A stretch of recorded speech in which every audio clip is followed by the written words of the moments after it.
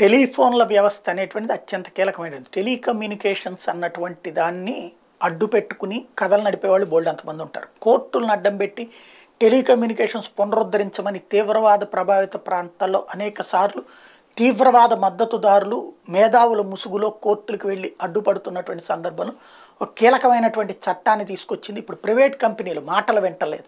గవర్నమెంట్ది అయినటువంటి బిఎస్ఎన్ఎల్ అయితే ప్రభుత్వం చెప్పిన మాట ఉంటుంది, కానీ ప్రైవేట్ కంపెనీలు మాట వెంటలేదు. అదేమంటే చట్టం ఎక్కడుందో చూపెట్టమంటుంది. దీంతో నరేంద్ర మోడీ సర్కార్ కీలకమైనటువంటి చట్టాన్ని తెర మీదకి తీసుకొచ్చింది. లోక్సభలో జాతీయ భద్రత దృష్ట్యా ప్రభుత్వం ఏదైనా నెట్వర్క్ నియంత్రించడానికి, స్వాధీనం చేసుకోవడం, నిలిపివేయడానికి కూడా అనుమతిస్తుంది ఈ చట్టం. తద్వారా ప్రైవేట్ ఆపరేటర్ల కంట్రోలింగ్ కుదురుతుంది.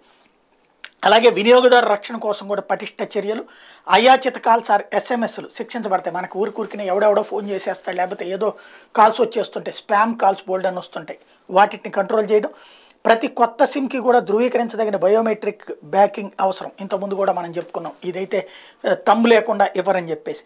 అట్లాగే స్టార్ లింక్, కూపర్ వంటి ఉపగ్రహ ఇంటర్నెట్ మార్గానికి ఇంటర్నెట్లకు కూడా ఇక రాబోయేటువంటి రోజులు అవకాశం ఏర్పడబోతోంది.